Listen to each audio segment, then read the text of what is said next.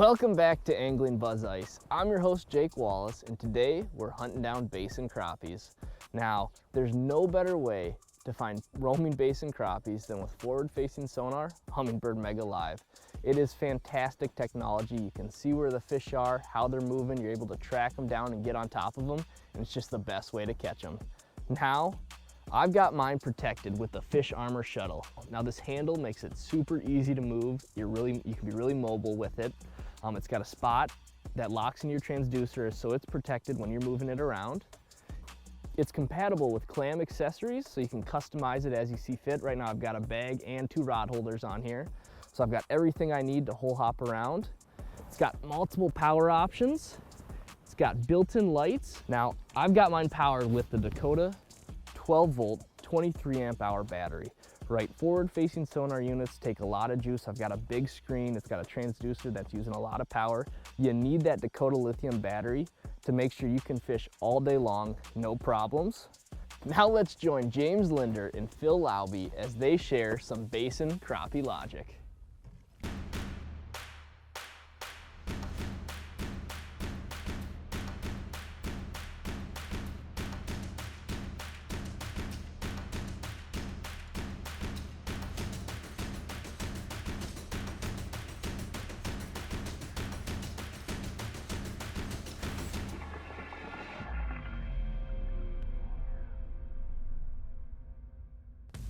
You know, realistically, throughout a portion of the year, late fall, throughout the winter, basins, a lot of crappie fishing revolves around basins.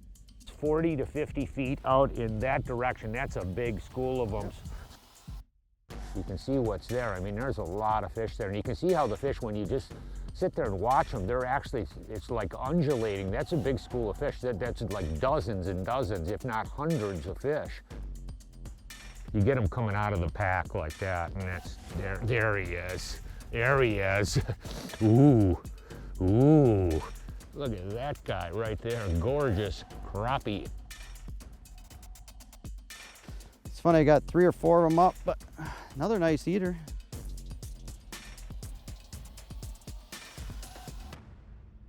You know, mapping has become such an important aspect of angling, you know, whether ice fishing in open water. In this particular Humminbird unit, I have the new VX map, which is really nice in the fact that I can actually change and put different color gradients on there. And right now, when you look at this map, when I zoom in, the green is actually the depth of the weed lines. The weeds in this particular lake grow to 22 foot of water, and that's what I have it set at. Anything shallower than 5 foot is shallow water highlight, and then anywhere between like 18 and 35 is what I have as yellow, and that's signifying the deeper basins where these crappies are going to drain into. But when you look at this particular spot we're in right here, this is really a good area. The reason why, it's got a lot of big extensive weed flats. All the fish throughout the into the fall and even later into the winter, they start draining off all these great big weed beds that they were set up on all summer long into these very specific basins. But then you say, well, one basin versus another basin. Well, on a small lake, it's really, really simple.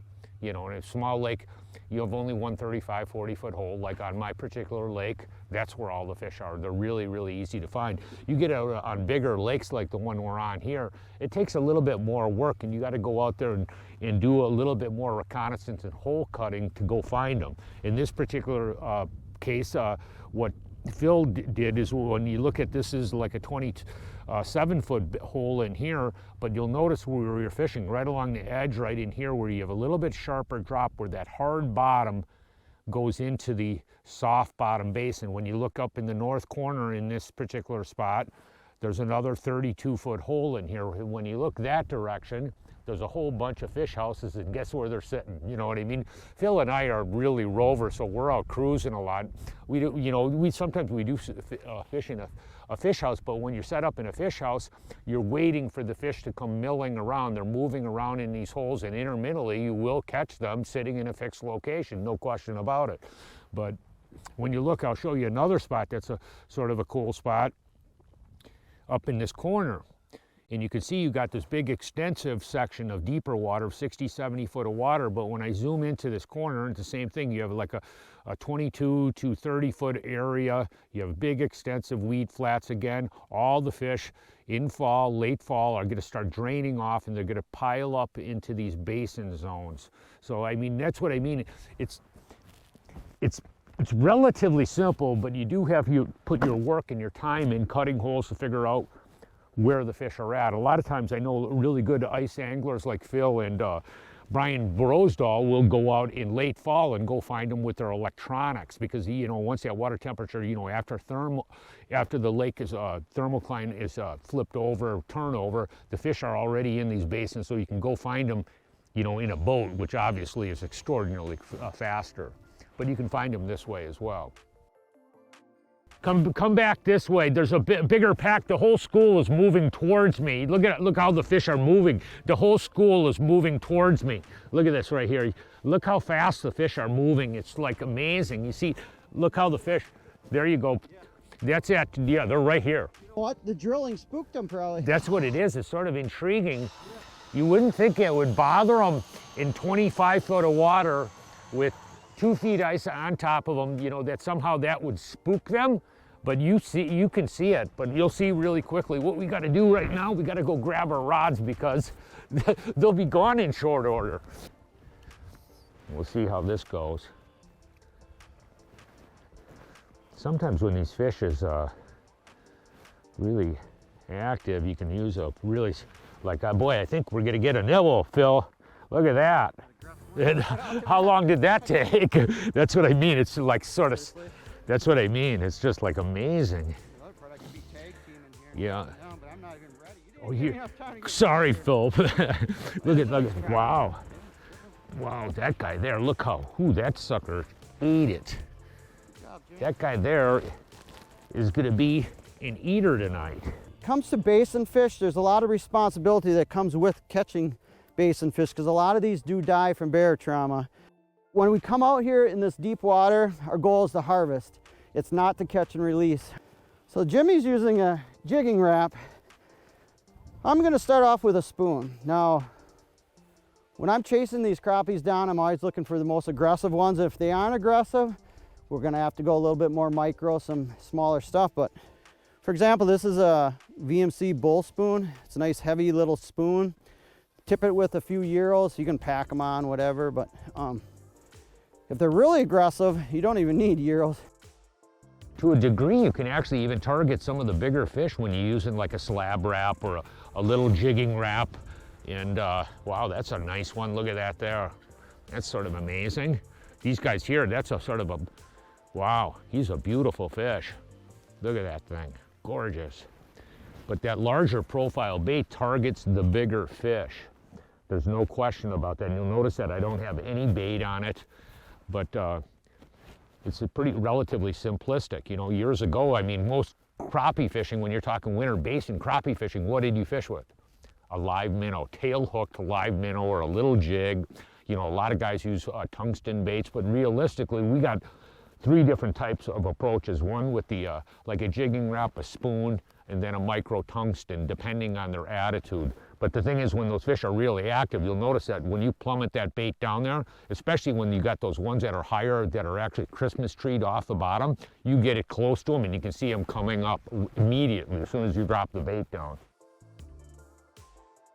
With the Mega Live, you want to sit there for a little bit for it to really pick it up. If you're moving really, really quickly, you just sort of let it sit in a fixed position, and that's where all of a sudden you can see what's there. I mean, there's a lot of fish there, and you can see how the fish, when you just sit there and watch them, they're actually, it's like undulating. That's a big school of fish. That's like dozens and dozens, if not hundreds of fish right there. And you can see they're actually moving closer to us.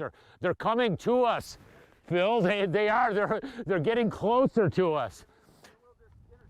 Yeah, 20 feet. 20 feet right here. There's some more out this way at 20 feet.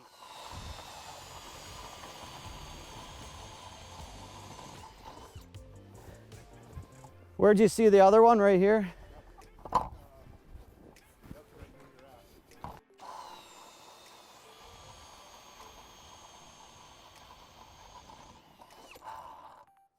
One really good thing about this is you get good at estimating distances. Yeah, really good. You really if you're do. a bow hunter, this is Now you get really to watch good this. We're going to practice. drop the depth finder down and see what we got. There they are. You got some, Whoop. Jimmy? And those are them. Those are the fish that we just saw right there. This is like, that's what I mean. It's absolutely stunning. You know, ice fishing, just like open water fishing, has become really presentation specific and tackle for a given technique. And right now I'm fishing with a tungsten bait, but I actually have a St. Croix Tundra. This is a 30-inch light action, extra fast action rod. Now this happens to be the right rod that I really like for fishing with those very small micro tungsten baits. But just by the same token, like the jigging wrap rod, I got a CCI Perch Seeker rod, which is the right action. It's a little bit heavier action rod than this particular rod here. But what I'm saying is, just like in open water, rods are really presentation specific. I mean, they're really designed for the weight and the action and how you're fishing those individual baits. And it's sort of interesting. And it's really nice fishing with these rods that are really fine-tuned for that given presentation. I got one following me and I can't seem to get him to bite. I should probably put a wax worm on here. Once you start chasing them around a little bit, they can get a little bit more finicky. You may even have to bust out a waxy. Let's see. We're not on a really big school. The one thing that's when you know, the ability where you're on those big, if you're really lit up on a big school of fish, the competitive nature, the fish seem like they're a lot more aggressive. Now I don't see, they're actually filtered away from me already. That's one thing, you start chasing them around a little bit, they get a little bit skittish. You got them there, Jim?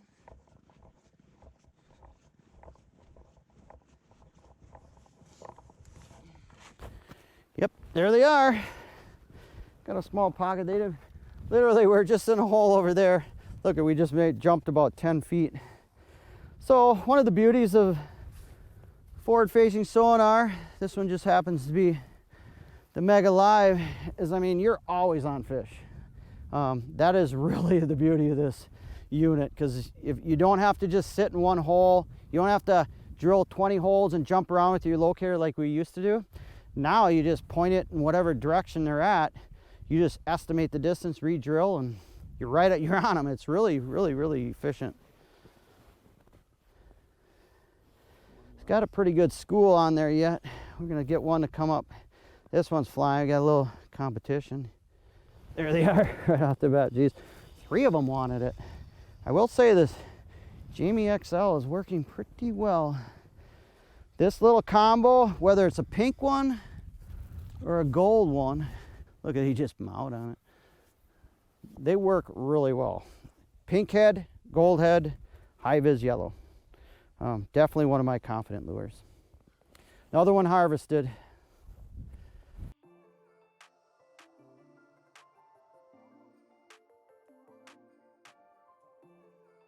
So the fish just moved. We rechecked, they're another 40 feet this way. I'm gonna get on the auger, drill another hole, and just keep jumping. 10 feet out, that's about the edge of the school right there. All right, so Jimmy and I are kind of tag teaming, and many times that's what this game is, right? It's tag teaming. He's telling me the distance, I'm drilling, and well, Papa will bring the locators over and get on them.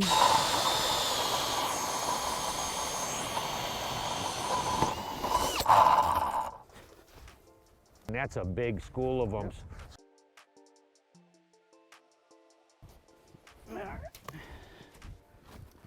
All right, when it comes to presentation, jigging wraps, spoons, tungsten with plastic, tungsten with the Euros, and really with presentation, it's all about confidence. What do you have confidence in? But these are 4 of my confidence lures. They cover all aspects of the fish's mood, from really aggressive to really moody. So with this one, this color-wise, jig heads, pink, gold, those are my favorites. You know, you read the mood of the fish, what they want, but I have a lot of confidence in these. And this happens to be a high vis yellow Jamie XL. I just top it or put it on with a gold jig head, and that's probably one that stays on my rod all winter long, especially when I'm crappie fishing. It's funny, I got 3 or 4 of them up, but another nice eater, the perfect eater. Keep this thing banging, reach them up.